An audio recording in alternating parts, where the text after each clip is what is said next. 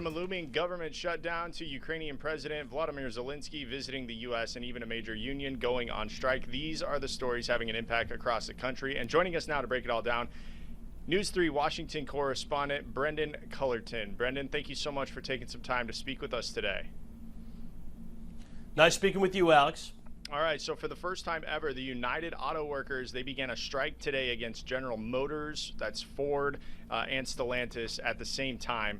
The strike began in Missouri, Michigan, and Ohio. How is President Biden and leaders in Washington trying to handle the situation? Well, Alex, President Biden came out today and gave a speech. He's spoken about this multiple times today, saying that he's been meeting with both sides, the automakers, the auto workers, over the past couple weeks, spoke to the auto workers just last night.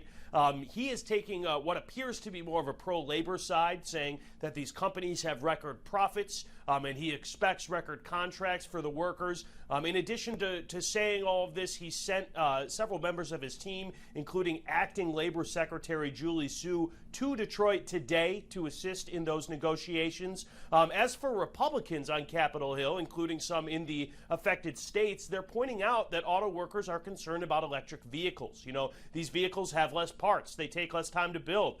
Some of these workers are worried that they will cost jobs. That is a factor in these negotiations, and that has been a big priority of the Biden administration. They've incentivized both building and purchasing electric vehicles, so that's something that Republicans are pointing out, putting the president in a very difficult spot here.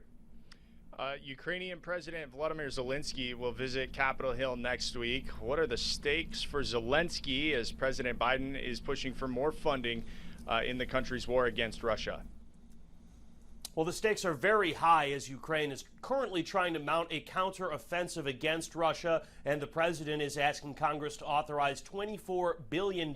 So Zelensky is going to visit the White House for the third time on Thursday of next week. We don't know when, but he will also visit the Capitol, and that's obviously a big opportunity for him to make his case to lawmakers, make his case to the president to try to push for this money on his behalf. The issue for Zelensky and for President Biden in that ask is a growing number of Republicans, particularly in the House of Representatives, are just against any sort of aid package for Ukraine after the several that have already been dished out from the United States. So it appears to be a tall order right now. And we know that government spending is a topic that's not going to go away anytime soon. In fact, it's going to be in the spotlight here. We're just 15 days away from a government shutdown without lawmakers coming to an agreement on government funding. What's the latest that you're hearing there on Capitol Hill in terms of negotiations?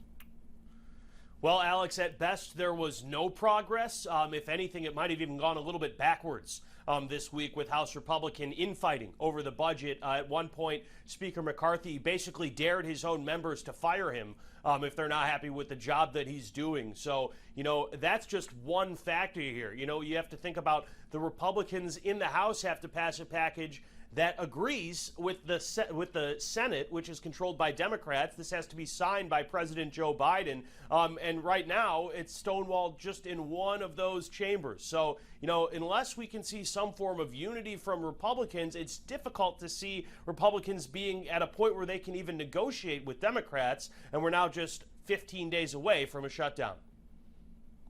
Very interesting. Brendan Cullerton, thank you so much for breaking all of this down for us today. Thanks, Alex.